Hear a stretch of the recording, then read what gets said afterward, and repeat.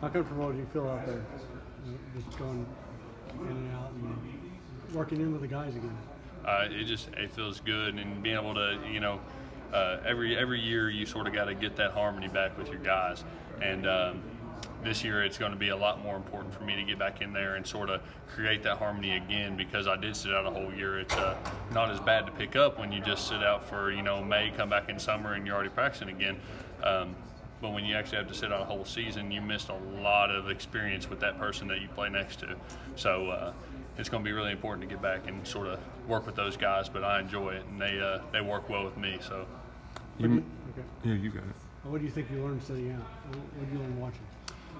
I learned a whole different perspective of the game, and it's not so much as where when I get in there I just worry about my job and what my guys are doing, but I get to see a defensive side of it.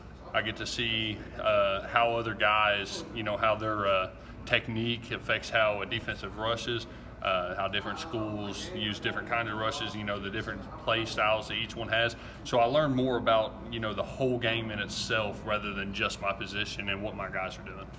How important was it for you to be able to travel with the team for most of the year and still experience all the highs that came with the last season? That was really awesome, and it sort of gave me a boost up because, again, like I said, it's really hard when you get to sit out, especially when I missed. I was at home actually and couldn't move when I had played Florida, and the first time in 32 years that we beat Florida and I couldn't even be there. That really hurt me. But being able to go still and experience Texas A&M and being able to go to the different games, even the bowl game, and work out and watch them do that was just amazing. And it sort of gave me a boost too that, there's big shoes to fill when I come back in. And I got to keep up that progress that I was making when I was playing and continue to improve the team as well. You guys are saying you're looking stronger, a little more pep in your step. How do you feel about that? And how much stronger are you? I definitely feel much stronger. Like I said, it's a lot of guys have a redshirt year when they first come into college, and it just happens to mine split right down the middle. But now I see the importance of a redshirt year, whereas I was still pretty athletic and pretty strong. This year sort of let me catch up with a lot of guys that were going more elite. And the strength aspect, just a whole off season of just lifting, got me incredibly strong, where I was going from like roughly around 20 reps at 225, where now I'm in the upper 20s and 225 reps. And it shows a lot on the field when you grab up with a guy now. I can control him a lot better than having to struggle and worry like strictly on technique. Now I have my strength to back up my technique. Without Benny, you're probably not going to be running power football for, 20, 40 times a game. How does that change if if the offense transitions into more pass style? How does that change for you guys up front? We gotta be really strong in our pass sets, and that's something that over years the whole offensive line has sort of struggled with, and because it's a tricky thing to master.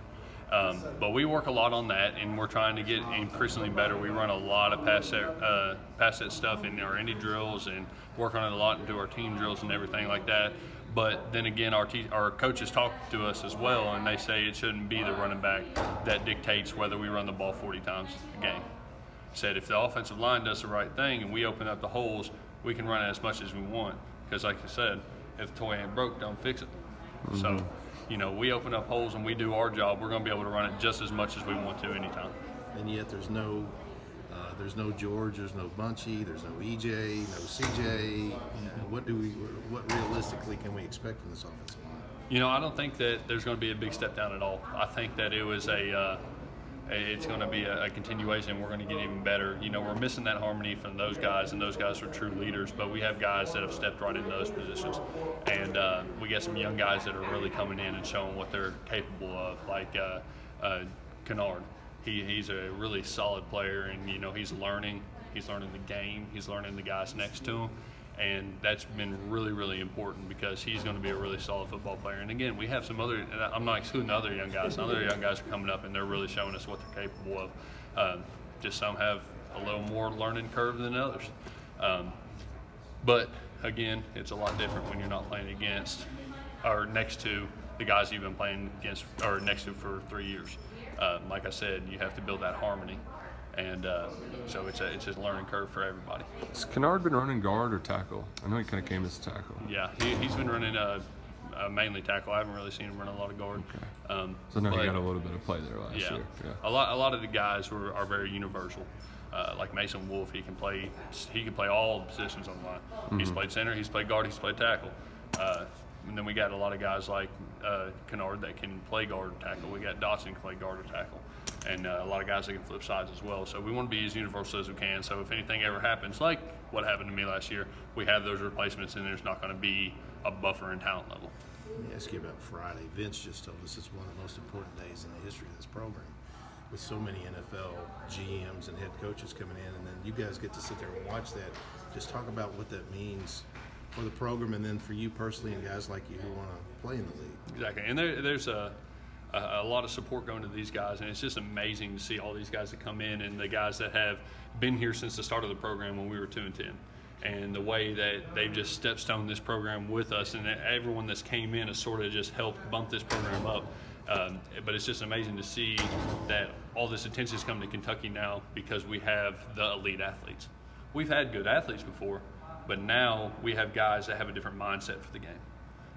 Josh Allen, for instance, I went against him for the last 2 years, and the guy just has a brain for football, and he has a heart for football.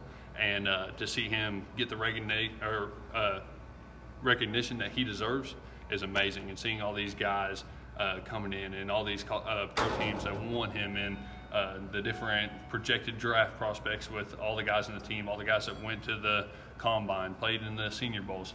Like, it's awesome because this is what this program's turning into. This is what we came here to do to this program.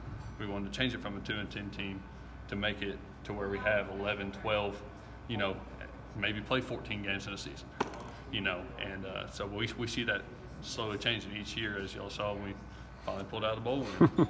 And, that's a really good feeling. So I think it's going to increase and keep on getting better.